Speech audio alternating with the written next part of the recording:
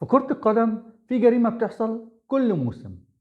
أندية تتعاقد مع مدربين عالميين، إدارة نادي تتعاقد مع مدرب عالمي، والنتيجة كارثية. السر مش في السي في، السر في الدي ان ايه. فكرت ناديك جيناته الوراثية ايه؟ طب والمدرب الجديد عضو غريب النادي هيرفضه؟ انا هقولك ازاي النادي يختار المدرب، مش بس بالسي في، لا بجيناته، وهنحدد كمان الجينات.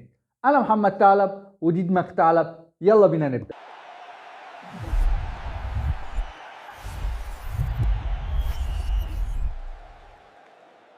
في جمهور متعته اللعبة الحلوة، وفي جمهور متعته كلمة مبروك والمركز الأول ما يعرفش غيره. خد عندك الأهلي مثلا، سماته وجيناته معروفة، مش بيشبع بطولات، فريق هجومي بيلعب على الاستحواذ ومتجج بالنجوم حاليا. ايه رأيك في سي في سيميوني؟ هتفرح في الأول بس هتزعل بعد كده. طب ايه رأيك نتعاقد مع بيب جوارديولا؟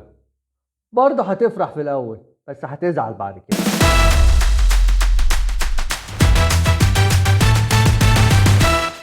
يعني ايه الكلام ده؟ عشان تختار مدرب صح لازم نحط السمات، اقل السمات، والسمات دي مش اي حاجة، لازم تكون متماشية مع السمات الجينية للنادي، واللي بيقولوا عليها البصمة الوراثية او الدي ان. عشان الادارة تضمن نجاح المدرب لازم يكون المدرب فيه شوية صفات. اول حاجة يكون مدرب هجومي وبيميل للاستحواذ، بيعرف كويس يحل المشاكل الدفاعية، عبقري في كسر التكتلات الدفاعية للخصوم، بيعرف يأمن دفاعاته ضد الهجمات المرتدة والتحولات السريعة، وعنده مرونة تكتيكية، مش ملتزم بطريقة معينة، بيعرف يوظف اللاعبين كويس، وكمان بيعرف يتعامل نفسيا مع اللاعبين، عاشق للبطولات، دايما بيدرب فرق اول دوري واول البطولات.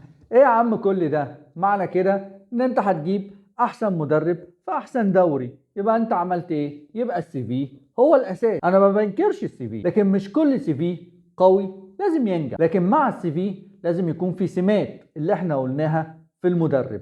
ومش بس كده، السمات دي هتخلي جنب السي في المدرب ده احتمالات نجاحه تعدي ال70 وال80 وال90%. انت مش جايب مدرب يجرب في النادي الاهلي، ولو كان مدرب غالي فانت ضامن ان الفلوس دي هترجع لك. مش احسن ما تدفع فلوس في مدرب غالي او متوسط وفي الاخر ما تحصلش ولا بطولة، او تفضل في مكان، او يعمل موسم استثنائي او اتنين وشكرا. تاني حاجة وهي مهمة جدا ان الادارة تخلي فيه مدربين تتعلم وتشرب السمات الشخصية من المدرب مش السي في. ولو عملت كده انت هتعمل منظومة مدرب بيسلم مدرب، انت عارف بتختار ايه، وبتخلق كوادر جوه النادي عندك زي اللعيبة مدربين هم عارفين السمات الشخصية او بقوا عندهم جينات النادي والمعايير اللي يقدر ينجح بيه. مش بتجيب مدرب تختبره في الاهلي. والمقصود هنا ان مدرب الصفوة مش شرط ينجح، ومش السي في القوي هو اللي لازم ينجح.